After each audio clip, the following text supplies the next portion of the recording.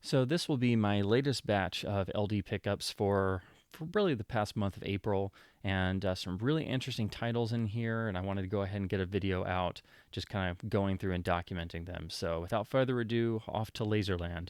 So here we have first Criterion Spine number 3, which is their release of Hitchcock's The 39 Steps, one of the immortal Hitchcock classics from the British period and one of the greatest films of all time. I've wanted to get this release for a long time. It looks just like the others that Criterion did around this time period on the black cover with the red title font. But what's great about this one is not only does the jacket look pretty nice, but it actually came out a little bit later, so it's right in their early digital sound period, as indicated here. This carries a digital soundtrack. Unfortunately, like the others Criterion did, these are not, special editions. They don't have nice extra features or anything. It's just the film only. But you do get the Criterion essay, and at this time in the U.S., this was literally, like a gold nugget, because getting the British films has been very, very difficult. It's only been recently, in the past 5 to 10 years, that we've started to see a number of them get, full-scale restorations. And some had lapsed into public domain issues here, which meant that finding a decent print, let alone finding the complete film that actually was watchable, was a real challenge back in the day. So when I was growing up, I wish I'd had these Criterion releases and a Laserdisc player to actually get the best experience, because I grew up with crappy public domain VHS copies. But anyway, this for the longest time was the best release of the film here in the US and most territories as well, and it has a digital soundtrack.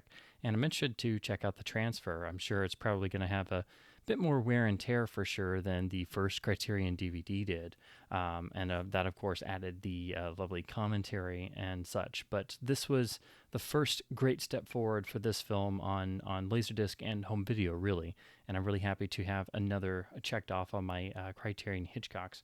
Next up is Spine number 33, the Criterion release of Pygmalion.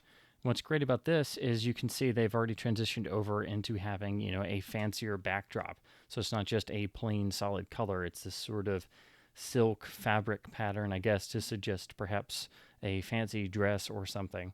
And the title font is a little stylized, and it actually looks like a pretty nice jacket, I have to say.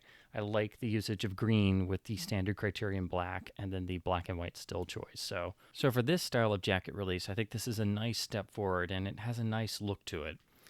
Then over on the rear, no special features here, but you do get the lovely essay, and anytime I get the chance to pick up a Criterion for cheap, I'm definitely just going to go ahead and check another one off, because I always find it interesting to see what Criterion was doing around this time period, transfer-wise and disc-wise. And sometimes I think it's just really interesting to see the release of a film on Laserdisc, particularly in the Criterion version, to see what it looked like at the time, and of course to compare it to the eventual, technically superior versions that come later. But, I just find stuff like this interesting to compare older versions to new versions. But just another to check off my Criterion list. Next up is Spine number 70. This is the release of the Jean Renoir film, The River. And again, we're still in the same era of Criterion covers, but they're playing around with color.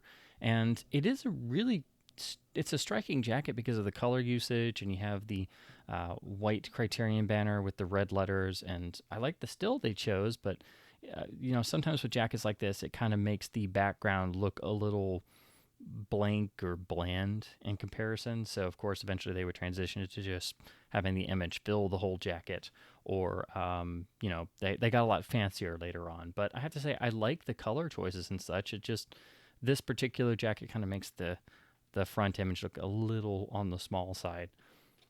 Then show you the rear.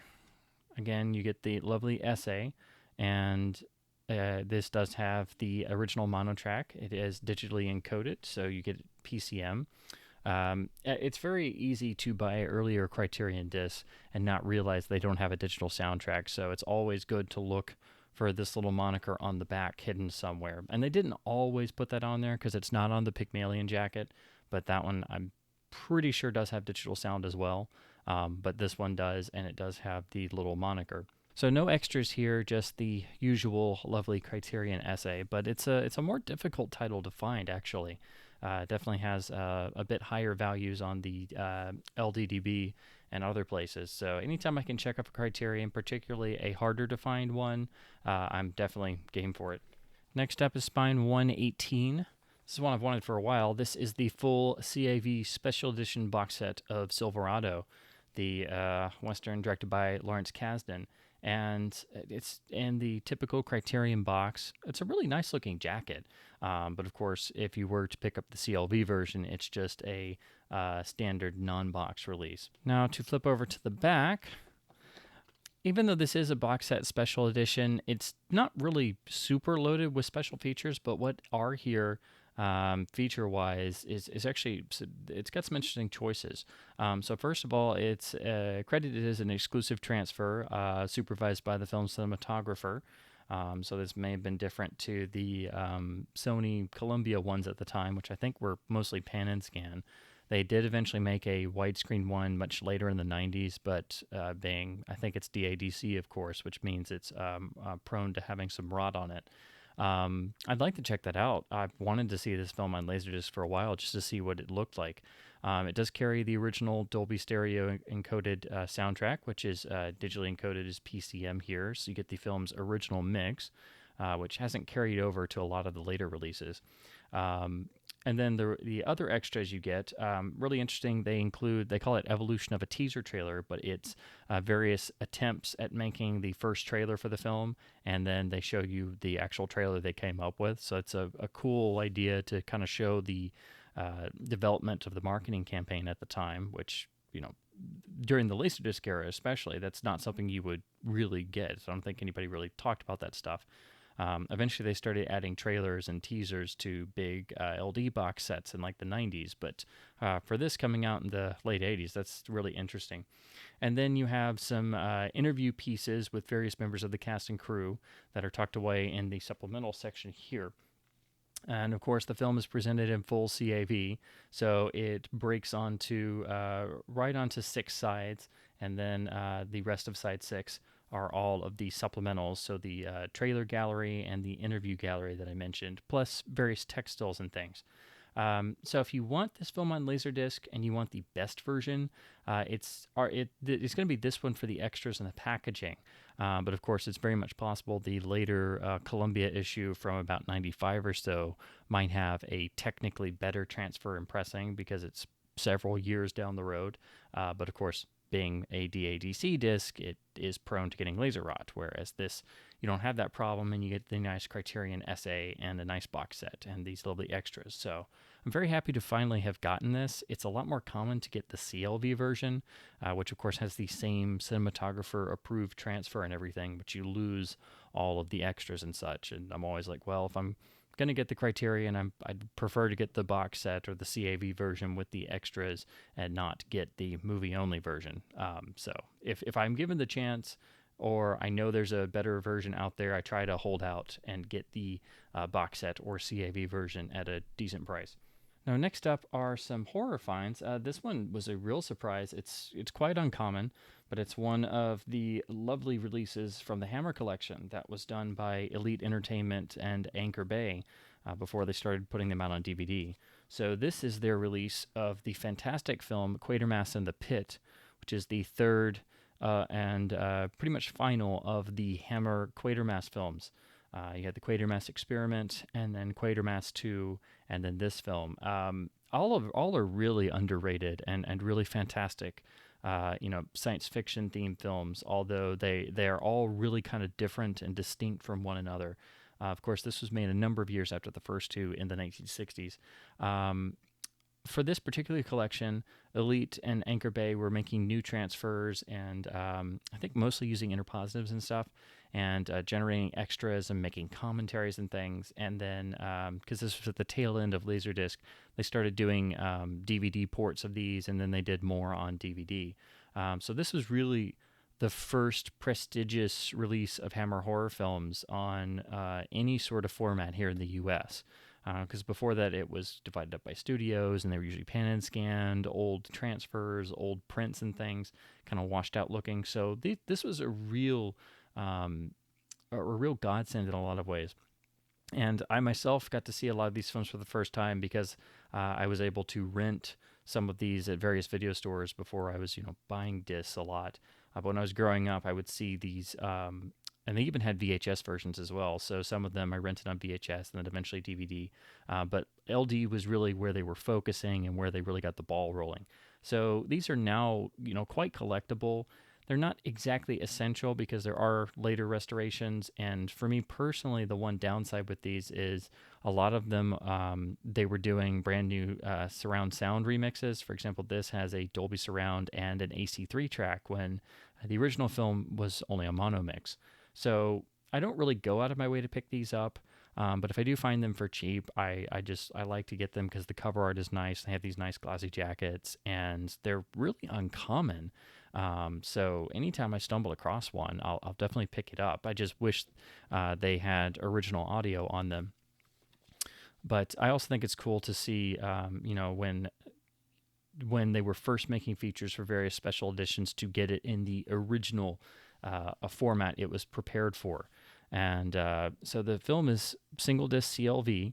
Again, it carries a Dolby Surround encoded PCM track and a Dolby AC3 track, but both of those are remixes of the film's original mono mix. This thing is loaded with nice extras. Again, it has a really great commentary. All of the commentaries for these releases are really great because they were dealing directly with the original cast and crew who were, still surviving at the time. And, in the interim since, a lot of those wonderful people are, of course, no longer with us. So these are real treasure troves of information. And again, each of these, they really strove to get a great transfer for disc at the time and generate as many extras as they could. So all of these are really, really nice discs to pick up. Really well pressed, well mastered. And I am going to fire this up and spin through it. Of course, the Quatermass films are now all available on Blu-ray in nicer, cleaned up versions with extras. And I wish I had all of them, but of course, Screen Factory prices are Screen Factory prices. So I definitely picked up this LD copy partially as a way to revisit the film and before I can pick up the lovely new Blu-ray. But anytime I find one of these Elite Hammer discs, I just definitely go for it. Then the other horror title is one I've wanted to pick up for a long, long, long, long time. So this has just eluded me, but this is the mid 90s or so box set collection from Universal of all 4 Invisible Man sequels. This is the matching set to their release of the Mummy sequels. And of course, that means because it's several years down the road, they got new, fresh transfers, and they all have PCM mono tracks, which is unlike the classic horrors that came out as encore discs first and never got reissued. All of those are analog only and, of course, pressed in the mid to late 80s. So the picture quality and the sound quality of both this box set and the Mummy sequels box set is far superior to all of the others that came first. Pretty much everything that Universal put out, from 1990 onward, particularly in the classic horrors, you see a great uptick in quality, and especially these box sets and then the double feature sets. For example, the one for Island of Lost Souls and Murders in the Rue Morgue is a fantastic disc. I just wish those earlier discs, they had reissued them with digital soundtracks because the classic horror films always have trouble. Every time they get retransferred or reissued, they have differences, and they use different print sources, and sometimes the audio isn't so good. So I was really hopeful when I got into LD that they would all have great digital tracks, but unfortunately only a handful really do. So I've wanted to get this set for a long time because for me personally, I think the Invisible Man films, in terms of if you looked at each classic horror film cycle as a series, title for title, I think the Invisible series is actually the strongest overall. I think it holds up really well. I think each film works to a higher standard across the board because, of course, the Mummy sequels run out of gas really fast. The Frankenstein sequels really, after Son of Frankenstein, they really take a sharp downturn. They didn't really do much with Dracula, and then the Dracula sequels they did make are kind of spotty, but I think the Invisible Man films hold up almost entirely. I think only the last one, Invisible Man's Revenge, really is a bit of a disappointment, but it's okay. It's serviceable. but the other three are so strong compared to the other 40s Universal sequels that, again, I think the whole cycle of Invisible films holds up the best in terms of each film being really, really strong for the most part, revenge being accepted. So anyway, this is the connected hinge top box, just like the Mummy set. So it opens like so, and you have a similar insert. And of course, this uses the art they used for created for the VHS release of Invisible Man Returns. So those of us who grew up with the classic Monster VHS tapes, this is a really nice display piece because those covers are iconic and some of the best home video packaging that has ever been done. And you get the liner notes that are on the back of each of those tapes with the same background color layout, but of course it's nicely blown up to an LD insert, and you get your chapter breakdowns here. So this is a really nice set, and it's such a shame that they didn't do a box set for each film cycle and include the original films. It would have been really great had they repackaged a remastered disc of The Invisible Man in here and made it a complete set. Done that for The Mummy, done one for Dracula and Frankenstein as well, just to get the big names out there. But alas, they did not. So at least we have these two sets, and I think they're really, really great. So if you are a fan of the classic Universal horror films, I'd say these two sets, this set and the Mummy set, are really essential if you're into Laserdisc collecting as well. Then the back is pretty standard there. But yeah, it matches the Mummy set in every single way. And then the rear, you have a small little version of what appeared on each of those VHS tapes I mentioned. And again, they all have digital sound. They do include some of the original trailers in here, like the Mummy set. So it's just a wonderful release. It's eluded me for a while. This and the Mummy set are they're not rare, but they're kind of elusive. And if you're not careful, every time you find one, people want to charge you an arm and a leg for it. But if you're patient like I was, you can get them for around $10 to $15 each, which is not bad for a LD box set, especially one that they didn't print a whole lot of. So really recommend it. Well, this next one was a total surprise. It's a disc I never intended to pick up because it's unfortunately just pan and scan analog only. But I'm such an obsessive of this film series, and it's a perfect mint sealed copy. I was like, okay, I'll take it. So this is the Paramount release of the second film in the Harry Palmer trilogy, Funeral in Berlin from 1966. If you've never seen this film, it's a really underrated spy thriller. It's exceptional in every single way, and it's one of the first films to shoot on location in Berlin once the wall had gone up. So it definitely earns its title. And this shot here of Michael Caine literally in the middle of Berlin should tell you that's definitely what you're in for. Of course, based on the Lynn Dayton novel of the same name, and just as convoluted of a plot. It is a fantastic spy thriller, ironically directed by Guy Hamilton, who's known for his Bond films featuring a much lighter touch. This is a really interesting picture because you see him directing a straight-ahead spy thriller. There is, of course, some light bits of humor inherent, just like in the original film, The Ipcress File. But it is a very, very serious, very plot-twisting spy thriller, one of the best of the 1960s and one of the best of the genre, for sure. It's a really underrated film, and it just hasn't been seen or talked about very much. It's been in and out of print for years. This was the first real video release. It was simultaneously done with VHS and I believe Beta as well. Again, it's only pan and scan and it's analog only, which is really unfortunate because this is a really nicely shot scope film. So this is definitely not the way to see it. Paramount eventually released a bare bones DVD, which is actually pretty good, but it's been out of print for years. Took me forever to find one. Warner Brothers had their licensing deal with Paramount, so they were repressing Paramount discs for a while, and they did repress it as part of the Warner Archive collection as an MOD disc. So you can track that down as well, but since that deal has now expired, now that's out of print as well. But at least it got some more copies floating around, so you'll have to just keep checking eBay. That's really the only good way to see this film because there is no Blu-ray release. The Ipcrest file has a 4K restoration coming, and Billion Dollar Brain is on Blu-ray. So I'm hoping Kino Lorber or somebody else puts this out on Blu-ray because it really deserves it. It's one of the great spy films, and not just because I'm obsessed with Michael Caine in this role and these three films. But anyway, I'm excited to check this transfer out. I always wanted to see what it looked like, but it's a rather uncommon disc, and of course it's pan and scan analog only, and I try to avoid those unless it's something that I really want to see or it's like the only version out there.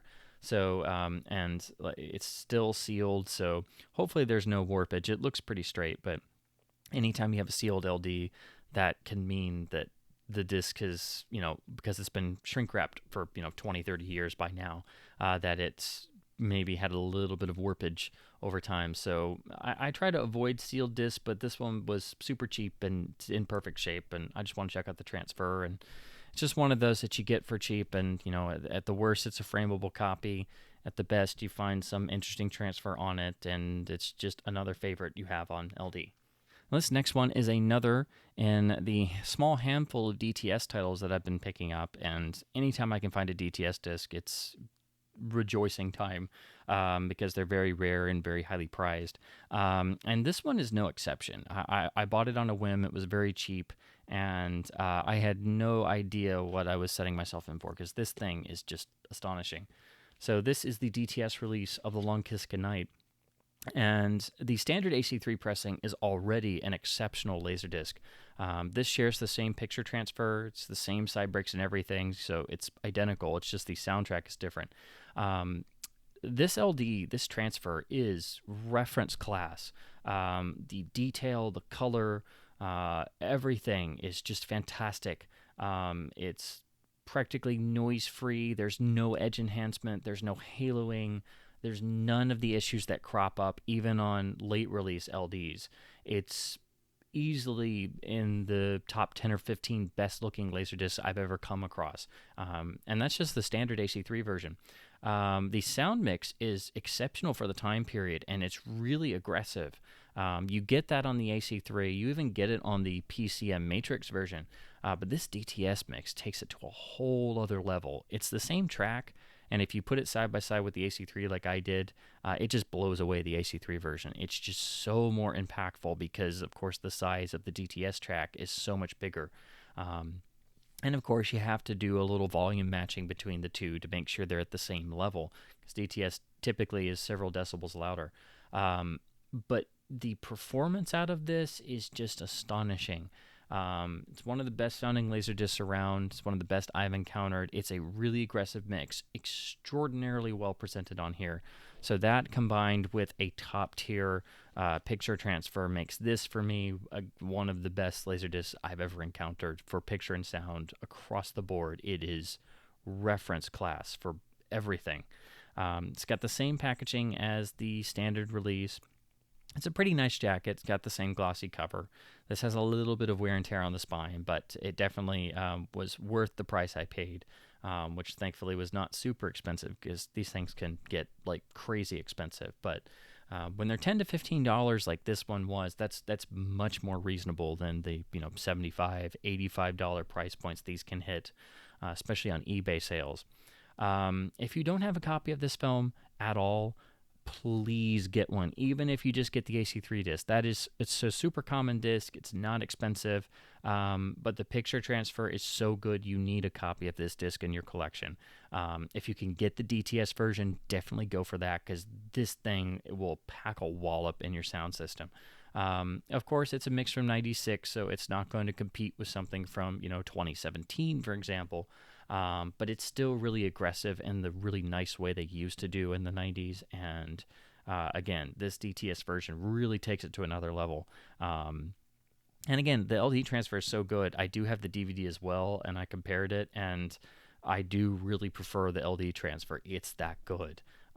So yes, top tier reference disc in every way, shape, or form. Please get a copy of this if you can. It is an outstanding Laserdisc. Next up, a couple in the director shelf entries. This one is one I've wanted to pick up for a while. This is the MGM double feature of the Woody Allen pictures, Bananas and Love and Death. It's a nice inexpensive way to get these. I was mistakenly under the impression that these were both widescreen, but they're actually both 133. Um, I'm pretty sure both were spherical. I don't think they were scope. So these may be some quasi open matte transfer, but they do have the original mixes. They're both mono, of course, in PCM. And since they're various Allen releases, and he was such a staunch defender of mono, I've wanted to get his main, MGM films, because of course they're all owned by MGM because they were all United Artists. I've wanted to get the main ones on LD pretty much ever since I got the MGM release of Annie Hall, which had a much better mono track than the old DVDs I had, and they're now out on Blu-ray and across several different labels. A lot of them are out on Twilight Time here, and then Arrow did a whole bunch of them in box sets in the UK. They pretty much did the whole MGM UA run of Allen films, and I'd like to get some of those, at least for a couple that I really, really still enjoy, but I wanted to check these out on LD, and it's a nice package. I just wish they were actually widescreen. But there is one nice bonus. If you look here, MGM encoded the isolated music track on the secondary analog channel. So there is a mono isolated score for Bananas. I don't know if there's one for Love and Death. It doesn't say it, so I would guess not, but you never know. They might have it for both. But yeah, this is the best release on LD for both of these films, as far as I'm aware of, and in this nice little package. I think there were earlier ones that were, analog pan and scan discs, so this will be interesting. I haven't watched these films in a long time. I every once in a while, I kind of get on a little bit of an Allen kick and watch some of his films, but yeah, I usually go a long time in between screenings, so I'll check these out on here, and it'll be interesting to look at the transfers. Now, these next ones are additions to my Hitchcock collection, and these were real finds. I never thought I had to worry about particularly Universal films, because here in the States they were just pan and scan, analog only, early, crummy 80s discs. But apparently, when they issued them in Japan in the 80s, they were identical. But then sometime in the early to mid 90s, they reissued some of them, and also included titles from other studios as part of the same Hitchcock library label, because in Japan they all got nice matching covers. But when they did that, they also reissued some of the other earlier discs, and all of these new discs actually have digital audio tracks.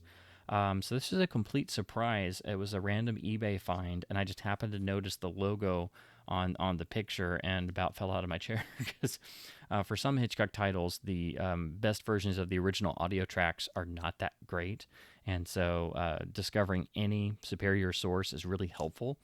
So this first one, I've gotten two of these, and it's very difficult to figure out which ones got this late reissue, because it seems only a handful did. And I don't want to buy a bunch of Japanese discs if they're identical to the U.S. ones, which they seem to be, especially transfer-wise, although they have really great covers. So this one, I'm sure, is probably the same transfer as the eventual USA release, but this is the Japanese Hitchcock Library release of Suspicion, which of course is controlled by Warner Brothers. So already they were including titles from other studios. So this has the same cover design with the famous Hitchcock profile. They even printed his famous autograph under there as well. Then they take a shot from the film, present it in the center as a block, and then have what I presume is the Japanese title on the top. And then they have this really nice obi strip here with the Hitchcock Library logo. This is very similar to what they did with Kubrick films. They made the Kubrick collection on the obi strip in Japan in the 90s, and I'd love to pick up some of those too. But here's the all-important digital audio moniker.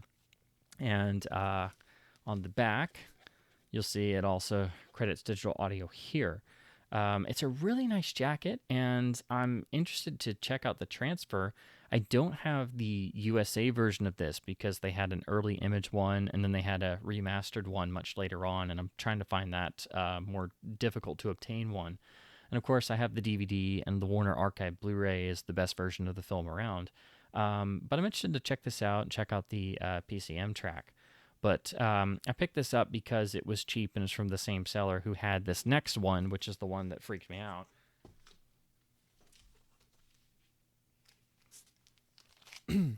This is the one that made me fall out of my chair because this is the one that the mono track, there was no good source. There was just a DVD lossy track and then the old analog pan and scan disc that was kind of noisy.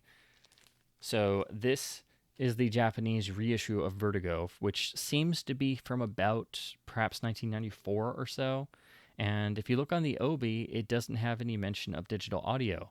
But here on the back is where you can see the moniker here. So this was the giveaway for me.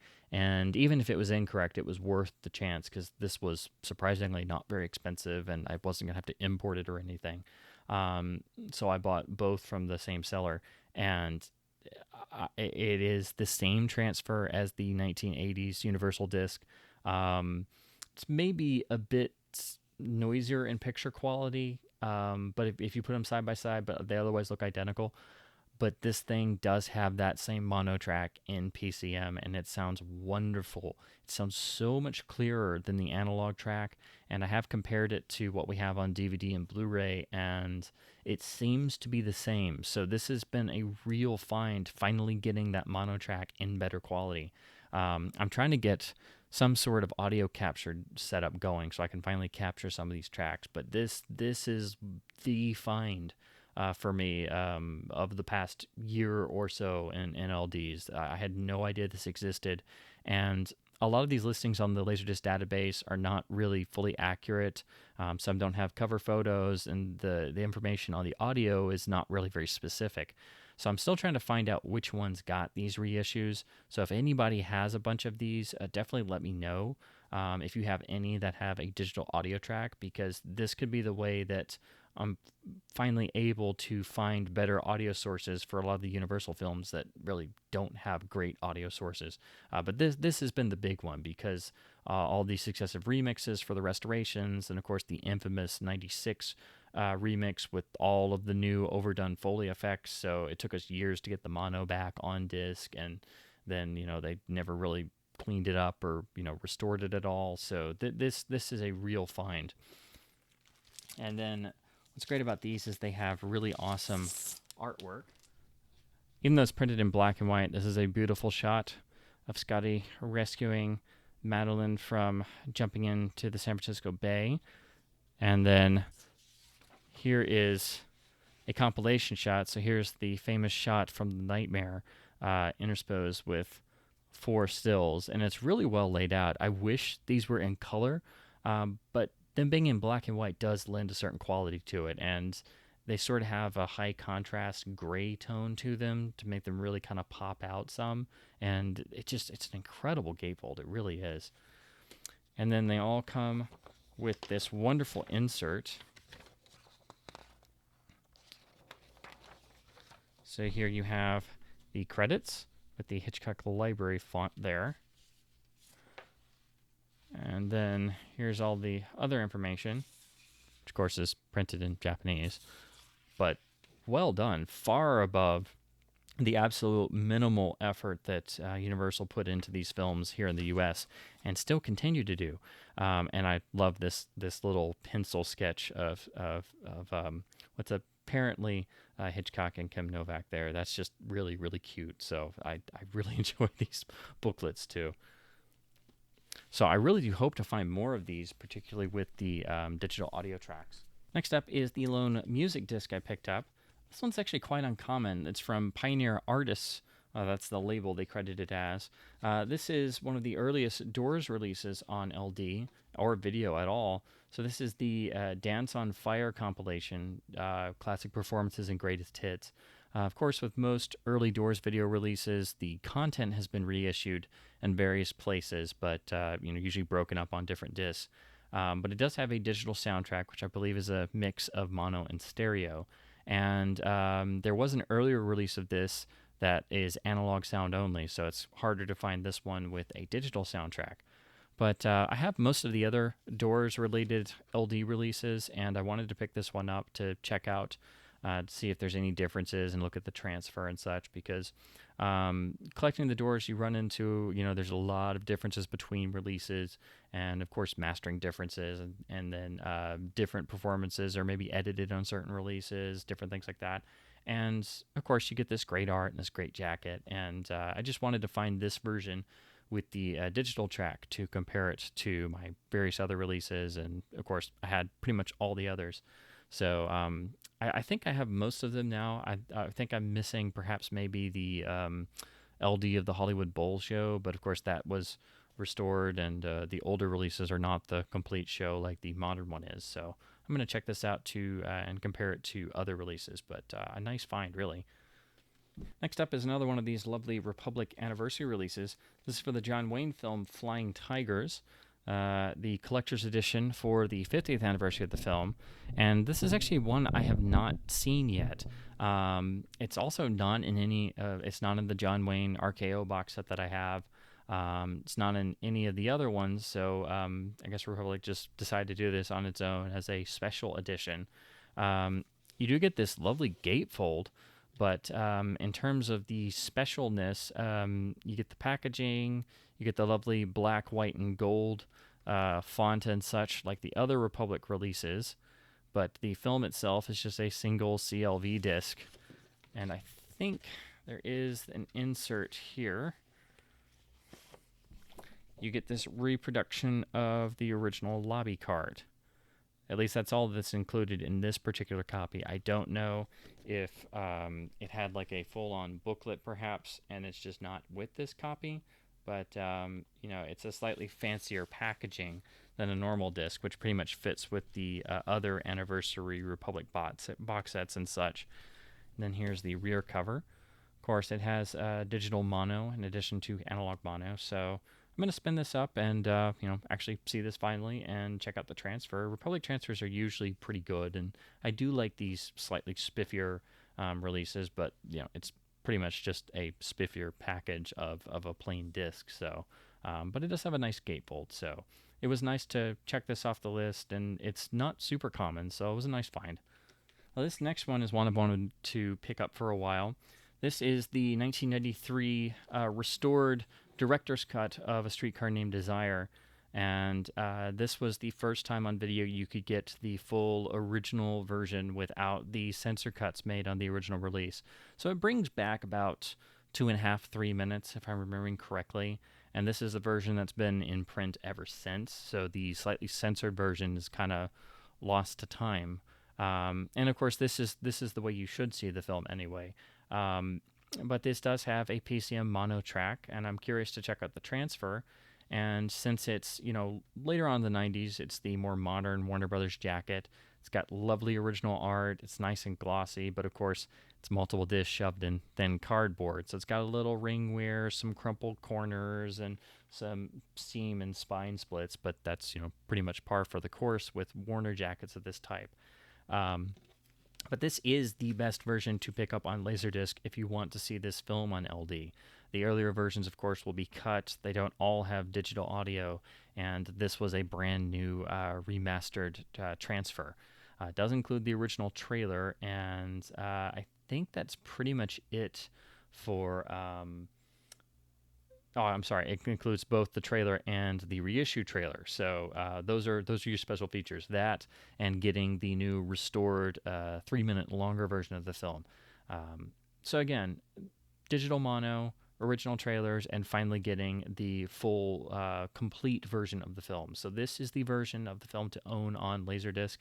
And I do believe it is CAV on at least one side, probably side 3, since that's usually the shorter one. So you get that benefit as well. So a nice find, and I've just wanted to check this particular version out for a while, but it's been eluding me. So next up is a pretty common disc that I picked up as part of a sale, and figured it might be worth a rewatch. So this is the Warner Brothers release of Doc Hollywood, which it's been a long time since I've seen this, but I remember it being one of the better Michael J. Fox vehicles. This is actually a widescreen pressing, although the front cover wouldn't tell you that. It's got a little bit of sticker wear and such I've got to try and get off, but it's a nice jacket. Of course, Warner Brothers finally did a new scan. Warner Archive released it on Blu-ray, so you can get it in a lovely HD transfer. But I figured this would be a nice LD to fire up and check out. I haven't seen this film in many, many years. Again, this is actually widescreen. It's indicated here on the back, which they should have put it on the front as well, but it's Warner Brothers. You're lucky if it's widescreen. And this is, 91 or so, so it still was common for them to not make a disc widescreen. So this is a nice little surprise. Has the original mix Dolby Surround encoded PCM, and it's just CLV movie only. So it'll be interesting to fire this up and check out the transfer. Sometimes it's nice to check out discs like this that are, common, not super special, no special edition, and especially stuff that's not an action film. It's nice to check out, rom-coms or dramas or different genres and things from this period when LD was really alive and kicking in its heyday. When everything was actually, a decent transfer. So I'm going to fire this up and check out the transfer and, revisit this and see if it's as good as I remember. And last but not least, going chronologically, this is a disc, a film I would pretty much tell anyone to avoid picking up on Laserdisc because it's such a notorious rotter. This is one of the discs that those who say they have a non-rotted disc, I don't believe them half the time. So when they post pictures on the Facebook group and things of a non-rotted copy of this, I myself and a lot of others are really astonished. Of course, you can get this film on DVD or, of course, Blu-ray and now even 4K, and they're lovely transfers.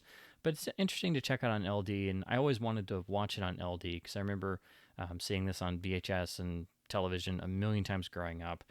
It seemed to be everywhere for a while. They still air it on television every once in a while. So I went and picked up a copy of Air Force One on Laserdisc, which, again, not really a good idea. The U.S. standard copy is a DADC pressing. It is Rot City. It's one of those that you should just avoid at all costs unless you want to roll the dice and play the Rot game. But those who are familiar with this particular disc might notice this cover looks a bit different. And that would be the reason why I picked this up. It's the same general art as the US release. A little bit of difference. Normally this would have an obi strip. This does not have that. And that, of course, means this is the Japanese pressing, which is rot-free. Most should know by now, but if you weren't aware, the way to get around rot issues with certain discs is to go out and pick up the Japanese version released simultaneously or around the same time. That's how people get the Japanese copy of The Fifth Element, for example, is a way to get a rot-free pressing without finding the rare Pioneer rot-free version, or a Japanese version of Men in Black, or a Japanese Starship Troopers, things like that. But it doesn't always mean it's the same transfer. I know I've heard a million times that the Japanese Fifth Element is not as good of a picture transfer as the U.S. rot-free Pioneer that I have. So there is a trade-off sometimes, and of course you get hard-coded subtitles. But this popped up in that same batch I was picking from, and I'm like, well, that looks like the Japanese one because the cover's a bit different. So it doesn't have the obi strip, but this is indeed the Japanese pressing. And you get this nice gatefold. It's all black and white, but it's very sedate and actually quite nice, like a lot of Japanese gatefolds that I've seen now that I've actually seen and now own a number of Japanese releases. And then, of course, you get your chapter listing, which is all in Japanese, but really nicely, they included the English title for each chapter underneath, so you could actually navigate this. And it's actually, listed as chapter track there. So you can actually follow along, and if you don't speak Japanese. So that's a nice touch. And in the rear, I believe the U.S. copy is roughly the same design as this. It may be a bit different. I've only seen it once or twice physically, but I usually just flip right past it because I'm like, yep, Rot City. Don't even consider it. But I was always curious what this transfer looked like because, of course, if a disc is that much of a notorious rotter, you're like, well, I'll never see it without rot speckles or, going crazy. So, this was super cheap. It doesn't have the obi strip or anything, but it does have both Dolby AC3 and ProLogic Dolby Surround PCM, just like the standard US release. There's no DTS version, unfortunately. This film does have a very great sound mix for the time and a wonderful Jerry Goldsmith score. So if you want to get this in really high-res discrete audio, you can of course pick up the Blu-ray, which I have as well, and now there's the 4K version with the brand new master, and so that would be the definitive release to go for. But if you want to see this film on Laserdisc, uh, the US version is a lottery if you can actually get through it. But there are apparently rot-free copies out there, so it's definitely possible. But if you do come across this Japanese printing and you want to see the film on Laserdisc, give it a shot. I'm gonna fire this up and check it out, and I'd love to be able to compare it to the U.S. version, but the chance of finding a US copy that will actually play through 100% is really slim to none. So I'm just curious to revisit this after a while and check out this Japanese version. Um, so yeah, it's kind of fun, I think, watching the Japanese import version of a movie, especially a big, U.S. action movie like this. That it's kind of a strange experience. I mean, it's usually identical to the U.S. release, but the fact that you have the hard-coded Japanese subtitles and usually artwork that's a little bit different, and the fact that it's an import copy, it adds a certain luster to it. It's like, yeah, I'm watching this on the Japanese import copy. This had to make it to this country on a slow boat from Japan at some point, or somebody had to buy it and bring it over here expressly just to watch the Japanese import copy of Air Force One. Yeah. So anyway, it's kind of fun watching a Japanese copy of something, but in this particular case, you will need to track this version down if you want to watch this film on Laserdisc and not have any potential chance of rot. Welcome back. Thanks for listening to me babble on about these newest pickups and some really interesting discs in there. The real surprise is that Hitchcock Library series with those reissues having digital sound. That was a complete shock. So that find of Vertigo in particular is like my biggest Laserdisc find of the past several years. Even bigger than those awesome DTS titles, which I've wanted for years and years to check out. Simply because, as far as I knew, there were no Laserdisc releases other than the early U.S. pan and scan analog only Universal crappy ones, and then the signature box sets they started doing, and then of course that got curtailed due to the advent of DVD. So I'm trying to figure out how many of those came out and have digital soundtracks, and it seems like maybe a handful did. But of course, the information out there is very spotty at best. So I'm just having to scour photos and eBay listings and look at the Obi strips and the rear cover and such. So that's a real find and something I'm going to be working on for some time, because I've always had a big issue with the way the Hitchcock Library, particularly the Universal held titles, have been treated on home video over the years. They're still not where they should be, and they really deserve the royal treatment on 4K UHD, and there seems to be nothing on that front yet. So, but yeah, that's a really big find. And of course, Vertigo's mono track was unavailable on video for a number of years, and we had that 1996 restoration remix with all the awful Foley effects and such, and then the mono track we finally did get was the same as the old analog disc, so this one seems to have a great increase in quality due to it being in PCM and not compressed or analog. So that's my big find, along with the DTS disc. So an interesting batch of titles, and from here on out, I'm just picking up stuff that is either stuff I've been after for a long time, or is dirt cheap and I can't say no. But primarily, I'm focusing more on picking up rarities, odds and ends, and my main focus is, of course, classic era Hollywood titles with digital soundtracks. That's what I'm trying to pick up more of, because I'm a sucker for those, and I absolutely love the digital soundtrack. So I'm not really buying LD all the time, even though I still kind of am. Yeah, that's kind of funny to say. It's not like a primary focus, because I already have way too many LDs. They just seem to find me. But from here on out, I try to give myself some limitations so I don't just buy everything. But when discs are a quarter or 50 cents or $1, then it's hard to say no when they're in good shape. And then there's always good group sales and eBay lots and stuff. So even though I keep saying this, I still keep buying a lot of LDs, and it's still a lot of fun to collect. So I'm trying to narrow my parameters a bit, but I keep buying more. So I know I'm saying this, but yeah, probably gonna have another video or two probably in the next few months. I always think I won't, but then all of a sudden I'm like, well, I need to make another video. I've got a lot of LDs. So with that being said, hopefully you enjoyed this, found some new discs to search out, rediscover some old favorites, stuff like that. So as always, everybody, thank you so much for watching.